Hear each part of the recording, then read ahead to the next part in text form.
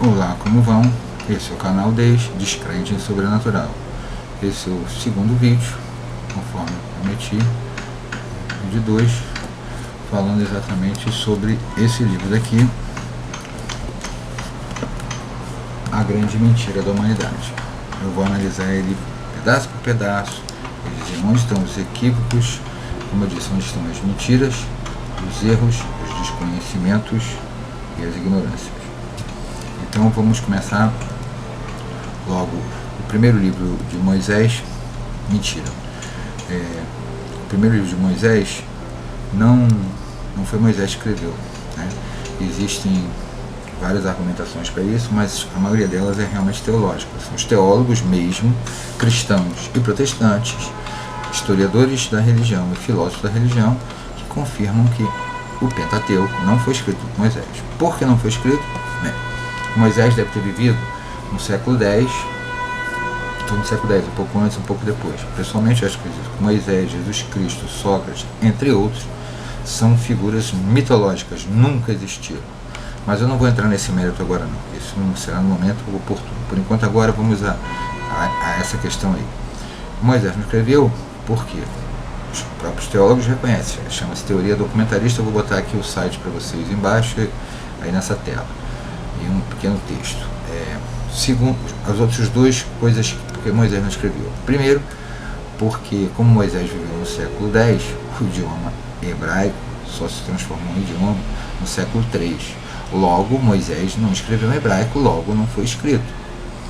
A primeira Bíblia que se tem notícia escrita é a Septuaginta, que é escrito em grego, koiné, não é em hebraico, e ela é do século III antes de Cristo.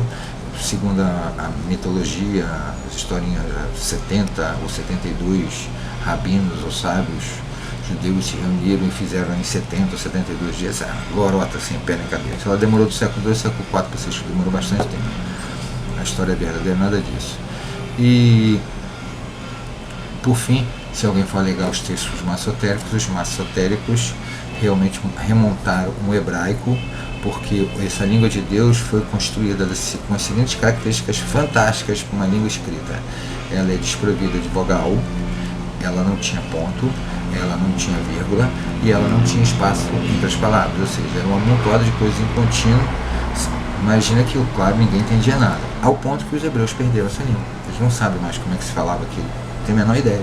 Sabe o que eles fizeram? Eles criaram um novo sistema, botaram os pontinhos nas vogais, inventaram um novo sistema lá. Então agora o hebraico atual é produzido pelos maçotéricos, não é o hebraico antigo. O hebraico antigo não tem nada escrito, a fala se perdeu e o pouco se tem escrito não se entende. A primeira Bíblia foi escrita em grego koiné. Então a gente já sabe que, começando no primeiro livro de Gênesis, não foi escrito Moisés do Pentateuco, nenhum dos livros. Inclusive tem algumas partes que seriam quase que como premonições de coisas que aconteceram, só que ele não diz como que aconteceriam, ele diz como se aconteceram, se refere ao passado. Visto que ele morreu, ele poderia se referir ao futuro como passado. Aí é uma distorção espaço-tempo, logo não foi ele que escreveu. Mas isso aí, os teólogos sérios sabem disso. Vamos seguir então. Seguimos a criação dos céus e da terra e tudo que há neles, tudo que neles há, e no princípio Deus criou os céus e a terra. Para, céus, erro crasso, não existem céus, existe no máximo um céu. E nem esse céu, nem o bíblico, nem o jardim do Éden, Paraíso, etc., o que não são no céu, são na terra, entre o rio Tigres, Eufrates e mais dois, Hebron, não sei o que, e Efron, sei lá o que. O jardim do Éden é lá, que ninguém nunca encontrou. Então, entre os rios Tigres e Eufrates, e mais Hebron, Efron, sei lá o que. E o céu onde o suposto Deus habita é de cima. E não são céus, é um céu só. E o céu é um reflexo. O céu é um reflexo diurno que nós vemos, que na verdade é um reflexo da própria atmosfera. Querem saber? Procurem na internet, tornem-se sábios. Não fiquem dependendo só dos outros, não. Você pode buscar o conhecimento. 2. O que existe quando você olha para cima, na verdade, é espaço. À noite você vê, por causa exatamente do fenômeno da translucidez da matéria. E aí ele criou os céus e a terra, certo? Na criação dos céus, né, e da terra, na verdade ele não cria a terra, lá na frente vai ver que ele criou a água, né? Depois ele separou. Então aí a gente já tem um erro de origem, que não é de Moisés. Depois o erro dos céus, que é um céu só, mas porque os babilônicos, acadianos e sumérios achavam que era uma cúpula, era uma mitologia, uma cúpula que rodava, tampava a terra plana, por isso que chamavam céus. Eu estou mostrando várias imagens aí, você vai ver esses equívocos. Além do mais, detalhiza a seguinte coisa: as estrelas foram criadas só no 16, tá? Então os céus não são céus. Depois ele coloca assim: e a terra estava sem forma. Ora, como ele diz no versículo 3, que nos 3 não, no 2, ele parava sobre a água, quer dizer, o mundo era água. A água tem forma, a tensão superficial obriga a água a ter forma, mesmo no espaço ela forma uma esfera. Ela tem o valor de coesão igual ao valor de repulsão. São os líquidos, né? Os sólidos têm coesão maior que repulsão, e os gasosos têm a repulsão maior que a coesão, por isso que eles expandem facilmente. A água tem propriedades parecidas com o sólido, inclusive porque ela não é comprimível, né? Os líquidos, de uma maneira geral, não são comprimidos. O que está alterado neles, dependendo da temperatura e pressão, é a relação de coesão-repulsão, né? E todo material ou substância, ele se gaseifica, ele se solidifica, ele se liquefaz. Todos eles fazem isso. Exatamente. O sólido, ele passa do sólido, líquido, gasoso, né? O processo final é gás. Na verdade existe um outro estado da matéria, o plasmático, mas aí é complicado, deixa do jeito que está com os 3 aí. O 4 é complicado. Então é um erro a afirmação anterior de que sem forma tinha uma forma. Se tinha só água, tinha uma forma, e uma forma plana. Plana curva, plana.